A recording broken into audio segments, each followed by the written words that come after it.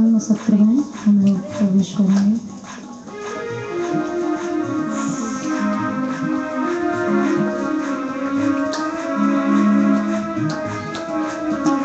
कृष्ण गोविंद गोविंद गोपाल नंदलाल, कृष्ण गोविंद गोविंद गोपाल नंदलाल, कृष्ण गोविंद गोविंद गोपाल नंदलाल, कृष्ण गोविंद गोविंद गोपाल नंदलाल, कृष्ण गोविंद गोविंद गोपाल नंदलाल, कृष्ण गोविंद गोविंद गोपाल नंदलाल, कृष्ण गोविंद गोविंद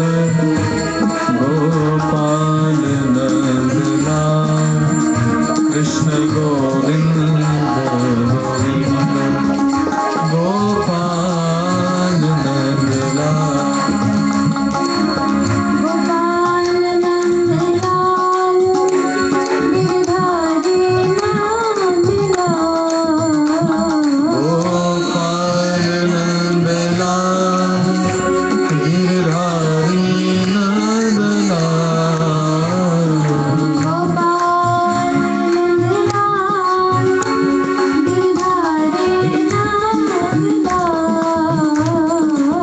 गोपाल नंदलाल गिरधारी नंदलाल, कृष्ण गोविंद गोविंद गोपाल नंदलाल, कृष्ण गोविंद गोविंद गोपाल नंदलाल, कृष्ण गोविंद गोविंद गोपाल नंदलाल, कृष्ण गोविंद गोविंद गोपाल नंदलाल, राधे गोविंद गोविंद गोपाल नंदलाल, राधे गोविंद गोविंद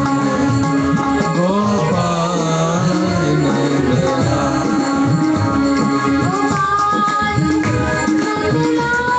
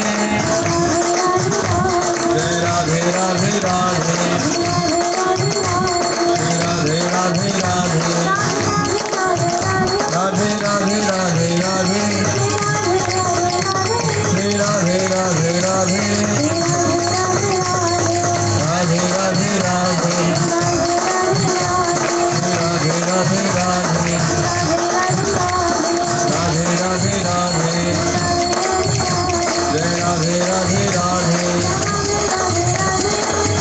राधे राधे जय राधे राधे राधे जय राधे राधे राधे जय राधे राधे राधे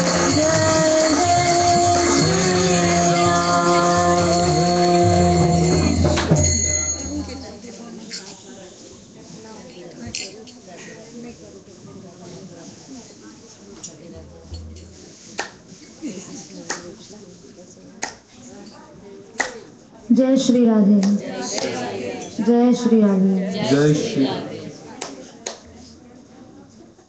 जय श्री राधे हरे Krishna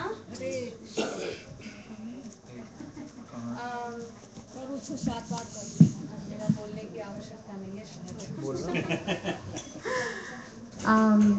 yeah, we would like to welcome the Brijavasis amongst us. We are very, very fortunate to have the Brijavasis visit us. Brijavasis are the dearest to Krishna. So they have a right on Krishna that we probably can't attain. So that's the beauty of their presence amongst us. They're very, very dear to Krishna, the closest to Krishna. So they come from Sri Barsana Dham, which is near Vrindavan, Mathura, Govardhan. Half an hour from Govardhan, right? 30 minute Govardhan से. तो हम सब गिरिराज जी की परिक्रमा लगाते हैं, बाद में आधा घंटे की गड्डी में हम बरसाने पहुंच सकते हैं। बरसाने में क्या है? बरसाने में ब्रह्मा के 4 मुख है। 4 मुख में से एक मुख है जहां श्री जी का मंदिर है, हम सब जाते हैं, ब्रह्माचल पर्वत। दूसरा है मोरकुटी, तीसरा मानगढ़, चौथा बिलासगढ़। बिलासगढ़ पे क्या हुआ था? ठाकुर जी और राधा रानी ने विलास किया था। मोरकुटी पे राधा कृष्ण ने मोर बन के नृत्य किया था। और जो मान मंदिर है, मानगढ़ पे ठाकुर जी ने राधा रानी को बोला कि आप तो चंद्र जितनी सुंदर लगती हो। तो राधा रानी श्री जी रूठ गई और मानगढ़ पे जाके बैठ गई और ठाकुर जी ने राधा रानी को मान कराया। अब राधा रानी क्यों रूठ गई? क्योंकि चंद्र में दाग है।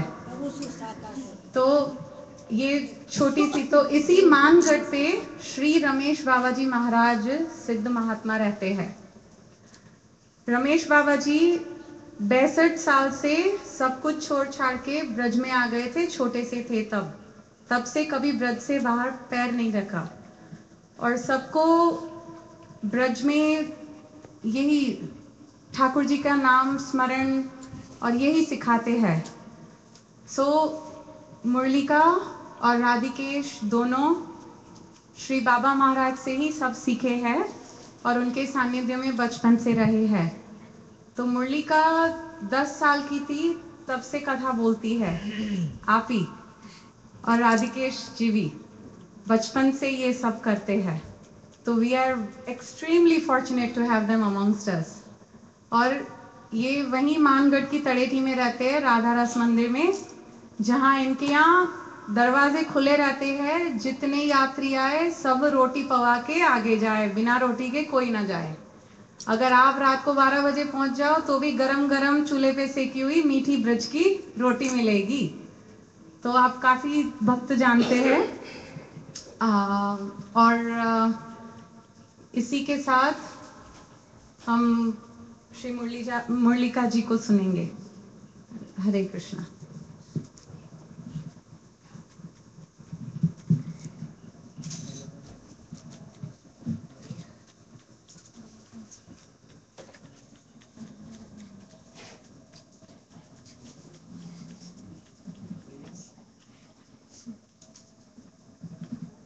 जय श्री राधे जय श्री राधे जय श्री राधे। बड़ी ठाकुर जी की कृपा है, हम सब लोग उनके सन्मुख बैठकर और पावन चर्चा करने सुनने के लिए यहाँ एकत्रित हुए हैं, विराजे हैं।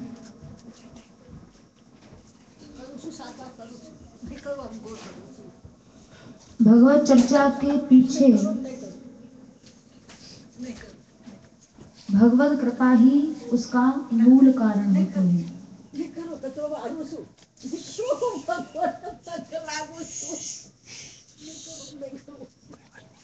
गोसाई जी महाराज ने रामचरितमानस में कहा,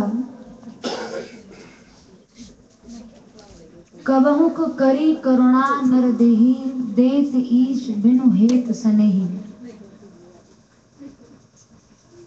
ये मानव जीवन जो हम लोगों को मिला है, हमने ऐसा कोई साधन या ऐसा कोई शुभ कर्म हम लोगों के द्वारा नहीं हुआ जिसके परिणाम में हमको मनुष्य शरीर मिले।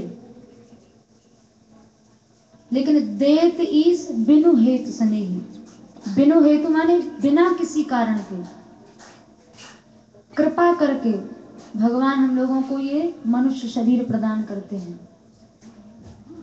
जब देखते हैं कि 84 लाख योनियों में जीव भटक लिया, घूम लिया, कभी पशु बना, कभी पक्षी बना, कभी कुछ किसी योनि में गया, कभी स्थावर, कभी जंगम, चर अचर, तो जब ठाकुर जी देख लेते हैं कि 84 लाख योनियों में भटकते भटकते घूमते घूमते से अनादिकाल हो गया, तब कृपा करके उसे मनुष्य शरीर प्रदान करते हैं कि एक अवसर में ऐसे दूं, अगर ये अपना कल्याण कर सके तो हमें ये मनुष्य शरीर जो मिला है वो अपने किसी शुभ कर्म के कारण नहीं मिला है। ये ठाकुर जी की कृपा ही इसके पीछे मूल कारण है। उन्होंने कृपा करके स्वयं दिया है। इस शरीर को पाने के बाद भी हमारे ऊपर ठाकुर जी की कृपा कितनी है या नहीं है, इसे पहचानने का एक बड़ा सुंदर मापदंड है। अतिशय अति हरि कृपा जासु पर होई, पाए देव यही मार्ग सोई। जिस जीव के ऊपर भगवान एकदम द्रवीभूत होकर कृपा करते हैं, अति हरि कृपा, अति माने बहुत अतिशय रूप में, अधिक रूप में जब कृपा करते हैं, तब कोई जीव भक्ति मार्ग में पैर रख पाता है। नहीं तो इस मार्ग में चढ़ना चलना ये जीव के बस की बात नहीं है। हम लोग यहाँ जो भी लोग बैठे हैं उनकी चर्चा करने के लिए जो भी कुछ अवकाश हम लोगों ने लिया है या अवसर निकाला है, इसके पीछे ठाकुर जी की कृपा ही मूल कारण है। नहीं तो इस भौतिकता की चकाचौंध में, जहां संसार में हर जगह भौतिकवाद फैल रहा है, विषय फैल रहे हैं, विषयों का विस्तार हो रहा है, ऐसे भीषण समय में भगवत चर्चा करना सुनना जीव के लिए बहुत कठिन बात हो गई है। लेकिन उसमें भी यदि समय निकाल के कोई करता है, ठाकुर जी की कथा चर्चा के लिए लोग एकत्रित होते हैं, बैठते हैं, सुनते हैं, मन में इच्छा होती है, रुचि होती है, तो ये केवल ठाकुर जी की कृपा ही इसका मूल कारण है।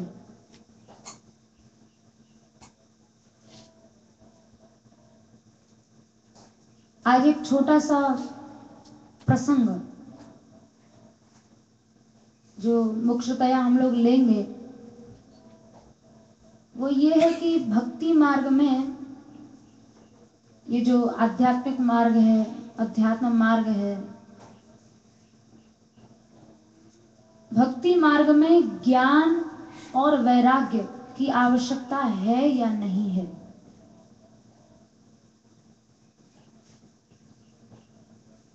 श्रीमद् भागवत जी में गोकर्ण जी महाराज ने बड़ी सुंदर बात कही अपने पिता आत्मदेव को समझाने के लिए। देहे स्थिमान सुरुधिरे विमतिम त्यजत्वम। ये शरीर जिसमें हम लोगों का अभिमान होता है, अहंता होती है, हर आदमी सोचता है कि नहीं मैं शरीर हूं, कोई स्त्री है तो मैं स्त्री हूँ, ये हम सब के अंदर भाव होता है। मैं पुरुष हूँ, मैं स्त्री हूँ, मैं माँ हूँ, मैं पिता हूँ, ये भाव सबके अंदर रहता है। गोकर्ण जी महाराज ने कहा देहेस्ति मांस रुधिरे भिमतिं त्यजत्वम्। ये शरीर जिसमें हम लोग मैंपन करते हैं, अहंता करते हैं, अभिमान करते हैं, ये कैसा शरीर है? अस्थि मांस रुधिर, हड्डी है इसमें, मांस है इसमें, और रुधिर कहते हैं रक्त को, खून है इसमें। तो अस्थि मांस और रक्त में, शरीर में हम लोग मैं बुद्धि कर लेते हैं। शरीर के भीतर जो आत्मा रूप भगवान है, आत्मा का स्वरूप, वेदों ने कहा नैव स्त्री न पुमानेश न चैवायम नपुंसकः। आत्मा न स्त्री रूप है, न पुरुष रूप है, न नपुंसक रूप है। आत्मा का कोई जातिगत रूप नहीं है या कोई वर्णगत रूप नहीं है। आत्मा क्या है? ठाकुर जी का अंश है। जीव के अंदर प्रवेश किया, जीवात्मा कहलाया। हम लोग भगवान के अंश होकर उनसे संबंध विच्छेद कर लेते हैं, उनके अंश होकर उन्हीं से अलग हो जाते हैं और शरीर को अपना स्वरूप समझ बैठते हैं। कोई माँ समझ रही है, कोई अपने आप को पिता, कोई बहन, कोई वधू, कोई स्त्री, कोई पुरुष, और इस प्रकार की अभिमति हम लोगों के अंदर हो जाती है। तो गोकर्ण जी कह रहे हैं अभिमतिम त्यजत्वम, इस अभिमति को छोड़ दो। जाया सुता दिशु सदा ममताम विमुंच। एक तो रोग हुआ अहंता का और दूसरा रोग है ममता का। पहले मैंपन, फिर धीरे धीरे मेरापन, मेरी स्त्री, मेरा बेटा, मेरा धन, मेरी जमीन, मेरी जायदाद, मेरा घर, मेरा मकान, मेरी जमीन, फिर मेरापन हो जाता है। तो बोले ममताम विमुंच, ममता को बिल्कुल छोड़ दो, अहंता छोड़ो, ममता छोड़ो, यानी मैंपन भी हटे और मेरापन भी हटे। फिर तीसरी चीज है इदंता, अहंता, ममता और इदंता।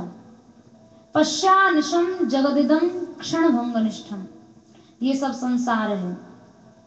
मैं ये हूं और ये संसार है। मैं स्त्री हूं, ये मेरे पति हैं और ये बाकी सब संसार है। तीन तरह के भाव होते हैं। तो बोले इस इदंता, ये संसार है, ये भाव भी छोड़ो। क्यों? संसार से मन हटे, इसका केवल एक ही उपाय है। वो उपाय है क्षण भंग निष्ठम। संसार को सदैव क्षण भंगुर समझते हुए यदि हम लोग देखेंगे कि आज जो दिखाई पड़ रहा है, आज जो चमक है, आज जो रौनक है, आज जो सब ये चहल पहल है, ये सब एक दिन नहीं रहेंगे। यहाँ तक कि कबीरदास जी महाराज ने तो एक पद में कहा है, सूरज मरी है, चंदा मरी है, सूर्य चंद्रमा का भी कोई अस्तित्व नहीं है, स्थिर अस्तित्व नहीं है। ये भी एक दिन नष्ट हो जाएंगे, इनकी भी सीमा निश्चित होती है। इतने कल्प तक ये सूर्य हैं, फिर कोई दूसरे सूर्य आएंगे, इतने कल्प तक ये चंद्र हैं, फिर दूसरे चंद्र आएंगे, उनके भी कोई अस्तित्व नहीं है, वो भी आएंगे जाएंगे। तो यदि संसार के प्रति क्षण भंगुर दृष्टि हो जाए कि आज जो है वो कल नहीं रहेगा, तो अपने आप संसार से मैंपन, मेरापन सब हट जाएगा। फिर क्या करें? इदंता छोड़ी, ममता छोड़ी, अहंता छोड़ी। बोले वैराग्य राग रसिको भव भक्ति निष्ठा। जब मैंपन छूट गया, मेरापन छूट गया और संसार के प्रति ये संसार है ऐसा भाव छूट गया, तो क्या होगा? वैराग्य होगा जीवन में, मन में वैराग्य आएगा। वैराग्य का मतलब क्या होता है? वैराग्य का मतलब केवल घर द्वार छोड़ देना या माता पिता को छोड़ देना या नौकरी चाकरी को छोड़ देना, केवल इसी का नाम वैराग्य नहीं है। विगतः राग यस्मात्, जिसमें से राग चला गया है। राग का मतलब लगाव, मन का चिपकना, ये वृत्ति जिसमें से हट गई है उसको विराग कहा जाता है। अब राग नहीं रहा, इसका मतलब अब वो वैराग्यवान हो गया है। तो बोले वैराग्य भी घर द्वार छोड़ने वाला वैराग्य नहीं चाहिए, भक्तिनिष्ठ वैराग्य चाहिए। भक्ति मार्ग में ज्ञान भी आवश्यक है और वैराग्य भी आवश्यक है, लेकिन ये ध्यान रखना चाहिए कि सांसारिक ज्ञान की आवश्यकता नहीं है और शुष्क वैराग्य की आवश्यकता नहीं है। भक्ति मार्ग में ज्ञान भी भक्ति युक्त होना चाहिए और वैराग्य भी भक्ति युक्त होना चाहिए। ऐसा नहीं है आज हमने सब कुछ छोड़ छाड़ दिया और कल को साधु बन गए, लेकिन साधु आदि बनने के बाद भी और अपना आश्रम बनाने में और धन कैसे खींचें, कैसे शिष्य समूह बनाएं, कैसे शिष्य इकट्ठे करें, इन सब चीजों में लग गए तो ये भक्ति युक्त वैराग्य नहीं हुआ। भक्ति युक्त वैराग्य का मतलब जब ठाकुर जी के लिए सब कुछ छोड़ा है तो फिर छोड़ने के बाद दोबारा उस चीज को, संसार को पकड़ा ना जाए। ज्ञान भी भक्ति युक्त हो और वैराग्य भी भक्ति युक्त हो। कई बार हम लोग ज्ञान वैराग्य की उपेक्षा कर देते हैं कि भाई ये भक्ति है, ज्ञान की क्या आवश्यकता, वैराग्य की क्या आवश्यकता, लेकिन ऐसा नहीं है।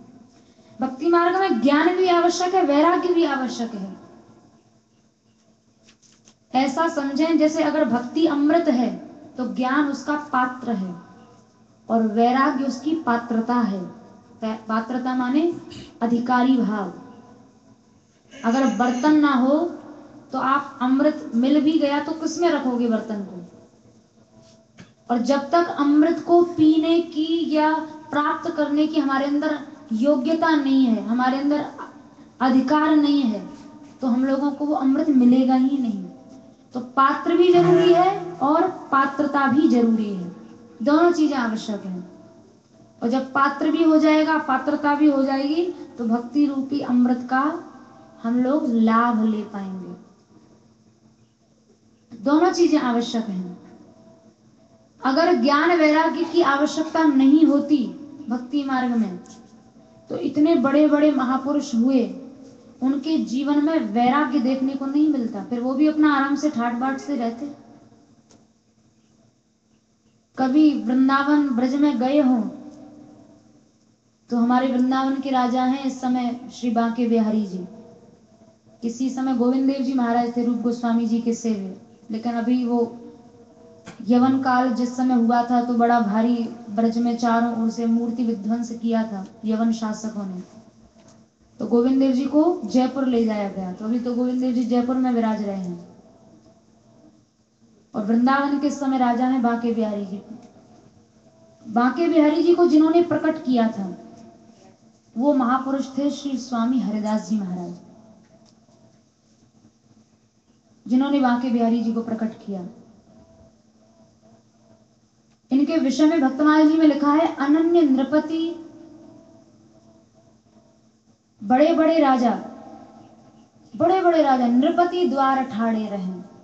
यहां तक कि अकबर बादशाह अकबर भी स्वामी हरिदास जी के दर्शन करने के लिए आया था वृंदावन में, लेकिन उनकी रहनी देखो तो इतना वैराग्य भरा उनका जीवन, इतना वैराग्य भरा जीवन। एक बार अकबर ने प्रशंसा की तानसेन की, आप तो बहुत सुंदर गाते हो, सुमधुर गाते हो तानसेन, तुम्हारे समान संसार में कोई सर्वश्रेष्ठ गायक नहीं है। इतना सुनते ही तानसेन ने अपने दोनों कान बंद कर दिए। अरे आप ये क्या कह रहे हैं हुजूर? अरे मेरे जो गुरुदेव हैं स्वामी श्री हरिदास जी महाराज, उनकी गान चातुर्य के आगे तो मेरी कला समुद्र का एक बूंद भी नहीं है, मेरे अंदर कोई योग्यता नहीं है।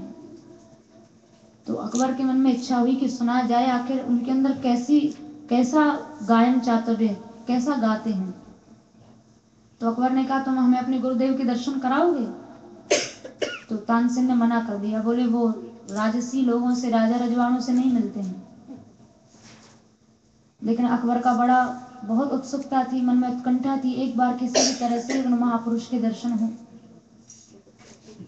तो जब मन में इच्छा हुई तो तानसेन ने कहा तुम्हें दर्शन तो हो जाएंगे, लेकिन ये राजशाही सब ठाट बाट तुम्हें छोड़कर चलना पड़ेगा। संतों के दर्शन के लिए तो पूर्ण रूपेण उनकी शरणागति लेनी पड़ती है, ऐसे दर्शन नहीं होंगे। तो अकबर तैयार हो गया। अब तानसेन गाते थे तो उनका जो जिस तानपुरे पे वो गाते थे अकबर ने उनका तानपुरा अपने कंधे पर उठाया, राजशाही जो राज वस्त्र थे उन सब वस्त्रों को उतार दिया, एकदम सामान्य साधारण से वस्त्र धारण किए। और जब वृंदावन में पहुंचा तो निधिवन में विराजते थे स्वामी हरदास जी महाराज। वो अपना निकुंज के भीतर बैठे हुए थे, उपासना कर रहे थे।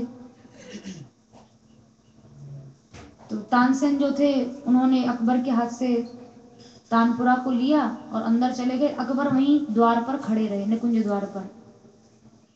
दंडवत प्रणाम किया तानसेन ने स्वामी जी को। स्वामी जी ने कहा, तानसेन आज मन में ऐसी इच्छा है, मेघमल्हार राग गाओ। तो तानसेन, गुरु आज्ञा हुई है, तो उन्होंने उठाया तानपुरा, मेघमल्हार गाने लगे। लेकिन जानबूझकर तानसेन ने जो स्वर थे वो स्वर गलत लगाए, जिससे मुझे अवसर मिले इनका गायन सुनने का, मुझे भी अवसर मिले और अकबर भी सुन सके। तो जानबूझ के उन्होंने स्वरों को थोड़ा गलत लगाया, विषम स्वर लगाए। अब जब स्वर गलत लगे तो उसी समय स्वामी जी ने तानसेन के हाथ से तानपुरा को ले लिया और लेकर जब उन्होंने सुमधुर गान किया मेघमल्हार, तो ग्रीष्म में एकदम पावस ऋतु आ गई, चारों ओर उमड़ घुमड़ कर मेघ आ गए, रिमझिम रिमझिम वर्षा होने लगी। अकबर ने जब वो सुमधुर गायन सुना, क्योंकि गाना कोई कला नहीं है, गाना ठाकुर जी को रिझाने के लिए एक उपासना है। हम लोग इसे एक कला समझते हैं, कला की दृष्टि से गाएंगे तो संसार को ही रिझा पाएंगे, और इसको उपासना की दृष्टि से किया गया तो ठाकुर जी रीझ जाएंगे। जैसे मीरा जी ने एक पद में कहा, मैं तो पिय की पिय ही रिझाऊं। मेरा नाचना गाना चलना फिरना सब ठाकुर जी को रिझाने के लिए है, उनकी प्रसन्नता के लिए है, दुनिया के लोगों को रिझाने के लिए नहीं है। महात्मा लोग सुनाते हैं, मीरा जी के यहाँ कीर्तन होता था, सब बड़े सुमधुर स्वर से कीर्तन करते थे और बड़ा उद्दाम गति से कीर्तन होता था। कोई अच्छे गाने के पंडित थे, उन्होंने वहां आकर कहा कि ये जो कीर्तन हो रहा है क्या शोरगुल हल्ला हल्ला मचा रहे हो, अरे राग से गाओ। मीरा जी ने कहा, यहाँ भजन राग से नहीं अनुराग से होता है। राग से संसार रीझेगा और अनुराग से ठाकुर जी रीझ जाएंगे, अनुराग से गाओ। तो जब स्वयं स्वामी जी महाराज ने गायन किया तो अकबर के मुंह से वो सुंदर गायन सुनकर वाह वाह ऐसा निकल गया। जैसे ही निकला तो स्वामी जी समझ गए, अंतर्यामी थे वो, तो पहले ही जान रहे थे कि कोई खड़ा है। तानसेन को पूछा, बाहर कौन खड़ा है? तानसेन बोले एकदम डरते डरते, क्योंकि बिना आज्ञा लिए ले आए थे अकबर को। डरते डरते उन्होंने सारा वृत्तांत तो सुनाया कि गुरुवर ऐसे ऐसे अकबर की इच्छा हुई तो हम उन्हें ले आए और वो बाहर खड़े होकर आपका गायन सुन रहे हैं। तो स्वामी जी उनकी दीनता पर रीझ गए, अकबर की दीनता पर। भीतर बुलाया उन्हें, निकुंज में भीतर आए अकबर, प्रणाम किया, हाथ जोड़कर कहा, भगवान आप मुझे कोई सेवा बताएं। तो स्वामी श्री हरदास जी महाराज बोले, तुम सेवा चाहते हो? आग्रह किया बार बार, कोई तो सेवा बताएं। वो बार बार मना करते रहे, पर जब ज्यादा आग्रह किया तो उन्होंने कहा, वृंदावन में धीर समीर घाट का एक सीढ़ी का कोना टूट गया है, तुम उस सीढ़ी को बना दो। अकबर ने सोचा, अरे सारे संसार का मैं शासक, एक छोटी सी सीढ़ी बनाने की सेवा दी है, ये भी कोई सेवा है? ऐश्वर्य का अभिमान था और उन स्वामी जी को कृपा करनी थी। अब जैसे वो वहां धीर समीर घाट पर गए सेवकों के साथ, एक सीढ़ी का जो कोना था उन्होंने देखा, तो स्वामी जी की कृपा से उन्हें दिव्य वृंदावन भूमि का दर्शन हुआ। प्रगट जगत में जगमगे वृंदा विपिन अनूप, और नैन अछत दीखे नहीं यह माया को रूप। वृंदावन हम लोग भी जाते हैं, कितने ही लोग जाते हैं, लेकिन हम लोगों को वो भूमि विलक्षण अपने वास्तविक रूप में दिखाई नहीं पड़ती है। हम लोग वहां भी जाकर दोष दर्शन करते हैं, अरे कितना कूड़ा है, क्या है ये, कचरा है, गली ना कोई सफाई है ना स्वच्छता है, ये सब देख के लौट आते हैं। क्यों? नैन अछत दिखे नहीं यह माया को रूप। माया के चश्मे को पहनकर हम लोग जाते हैं तो माया रूप दिखाई पड़ता है। और वही धाम जब भक्त लोग अपनी दृष्टि से देखते हैं, दिव्य दृष्टि से, तो उनको उसका साक्षात्कार होता है, अब उनको वास्तविक स्वरूप का दर्शन होता है।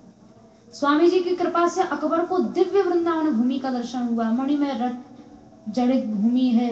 अकबर ने सोचा इस सीढ़ी का एक मणि भी मैं अपनी सारी सल्तनत बेचकर नहीं ला सकता, कोना कहां से बनाऊंगा। चरणों में गिर पड़ा स्वामी जी के, भगवान आप मुझे मेरे योग्य सेवा बताएं। एक मैं क्या, मेरे जैसे करोड़ों बादशाह मिलकर भी इस सीढ़ी के एक मणि को खरीद कर नहीं ला सकते हैं। करोड़ों बादशाह मिलकर मैं इस कोने को क्या पूरा करूंगा। आप क्षमा करें, मुझे मेरे योग्य सेवा बताएं। स्वामी जी ने कृपा की, बोले तुम्हें तुम्हारे योग्य सेवा चाहिए तो आज से ब्रज के जितने भी बंदर हैं और मोर हैं उनके भोजन की व्यवस्था तुम करो, यही तुम्हारी योग्य सेवा है। तो अकबर के शासन काल में 100 मन चना प्रतिदिन ब्रज के बंदर और मोरों के लिए आते थे। बोले यही तुम्हारे योग्य, यही सेवा है और यही करते रहना। और दूसरी आज्ञा दी कि ब्रज में कोई आखेट नहीं होना चाहिए, ब्रज के किसी भी पशु पक्षी का कोई शिकार ना करे, उसे मारे ना,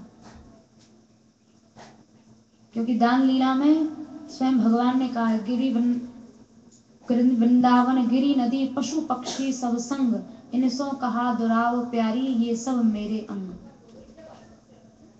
सांकरी खोर में दान लीला जब हो रही थी, श्री जी का आंचल पकड़ लिया ठाकुर जी ने, हमारा दान दो।